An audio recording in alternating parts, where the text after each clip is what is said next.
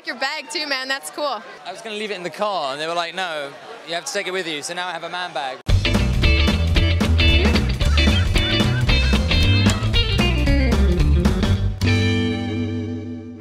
I'm a gamer. I've been a gamer since I was probably 6 years old, and getting into the gaming business as a developer was a dream come true.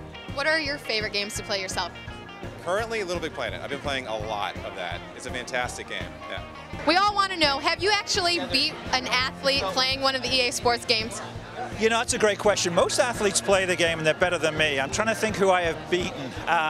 It's never good form to beat the athletes, actually. I usually let the athletes win. Otherwise, they don't come back every year. Okay, so that's your strategy. Let them win, they keep coming back. Yeah, exactly. You got to let them win. It's like playing golf with guys. You know, you got to let them win all the time. Out of all the different games you've created, SimCity, SPORE, what's your personal favorite, if you could choose one? I know that's probably hard to do. Well, in terms of as a player, it's probably SPORE, because I'm enjoying playing that more than my older games. What do you think the next step will be in the SPORE-like kind of games? Like, are you planning on making a SPORE 2?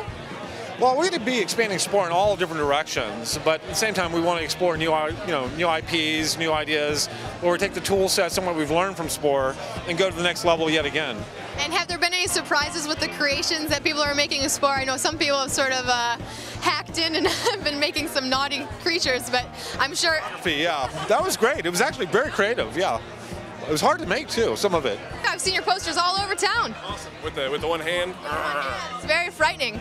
Well, it's the left hand. So it's left, and then there's 4 fingers, and it's a dead hand. So it's a whole thing. You guys really thought that whole design out. Actually, we did, but we originally started with the right hand. And then all of our fans were like, dude, it should be a left hand. So, only 4 fingers. That's right. So we actually redid all the billboards, so it was a left hand, because they were right. What video games were inspiration to him in how he designs his video games today? He rarely has inspiration from other video games. He looks towards a lot of film, novels, and even just small daily things that he hears from colleagues or friends. He doesn't look to other video games. He does have Gears of War and GTA on the radar just to know and just to keep him in check to know what the competition's doing. Yep. One of your songs is featured in the new Rockband, yes? 2, one's in Rockband 1, one's in Rockband 2. I hope to get the whole album out as soon as Eric gets a bit of free time, but I actually now work with Harmonix, so I'm part of the whole process, which is a lot more fun. Tell me a little bit about the Beatles game. What's the concept behind that?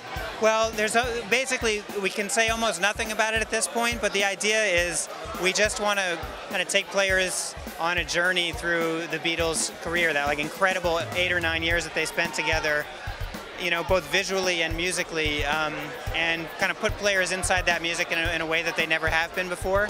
And the experience so far has been pretty mind-blowing. For Mahalo Daily, I'm Leah D'Amelio. We'll see you next time.